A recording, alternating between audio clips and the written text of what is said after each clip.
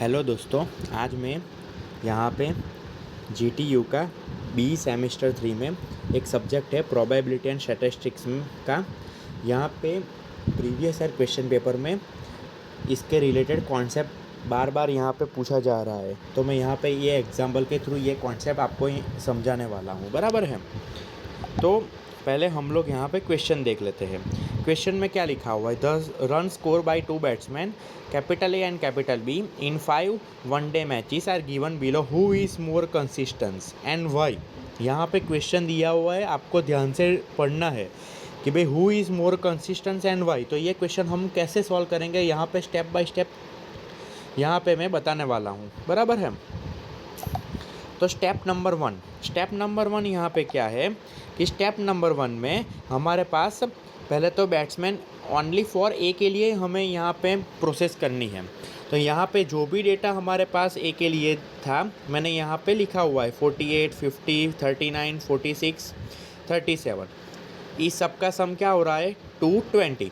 Then after हमें यहाँ पे मीन ढूंढना है। मीन क्या है हमारे पास, summation of x upon n, capital n is equal to number of observation, यानी कि ये आ रहा है हमारे पास यहाँ पे मीन एक्स बार ए लिखा हुआ है। क्यों लिखा हुआ है, बैट्समैन ए के लिए हम प्रोसेस कर रहे हैं इसलिए। देन आफ्टर टेबल में मैंने यहाँ पे डेविएशन ढूंढा हुआ है। डेविएशन की फॉर्मूला क्या है, एक्स माइनस एक्स बार।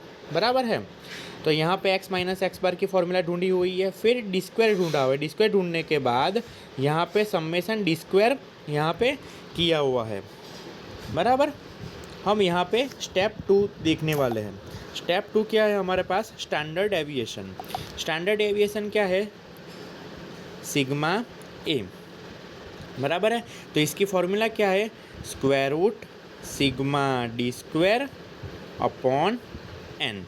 बराबर है, कैपिटल एन। तो ये हमने फाइंड कर लिया। देन आफ्टर स्टेप 3 में क्या करना है हमें, तो स्टेप 3 में कोफिशिएंट्स ऑफ वेरिएंस। तो ये याद रखना है, कोफिशिएंट्स ऑफ वेरिएंस क्या है कि जो भी हमारे पास स्टैंडर्ड डेविएशन हमें ढूंढा है, तो स्टैंडर्ड डेविएशन अपॉन मीन, बराबर है, इनटू 100। बराबर है। तो इसके फॉर्म में ये आ गया। बराबर है। जो भी स्टेप 1, 2, 3 बैट्समैन ए के लिए प्रोसेस की थी, वही सेम प्रोसेस किसके लिए करना है, बैट्समैन बी के लिए करना है। मैंने यहाँ पे लिखा हुआ है। बराबर है। आई होप कि सब लोगों को बैट्समैन बी के लिए step number 4, step number 5 and step number 6 समझ में आ गया होगा। बराबर है। अब बैट्समैन बी के लिए क्या है, कोफिशिएंट्स ऑफ वेरिएंस कि 6.32 है, लेकिन बैट्समैन ए के लिए कोफिशिएंट्स ऑफ वेरिएंस क्या है, 11.59, यानी कि कोफिशिएंट्स ऑफ वेरिएंस किसका बड़ा है, बैट्समैन ए के लिए बड़ा है। तो हमारे पास यहाँ पे कंक्लूजन क्या निकला कि भाई यहाँ पे coefficients of variance of batsman B से ज़्यादा बैट्समैन ए का है। बराबर है।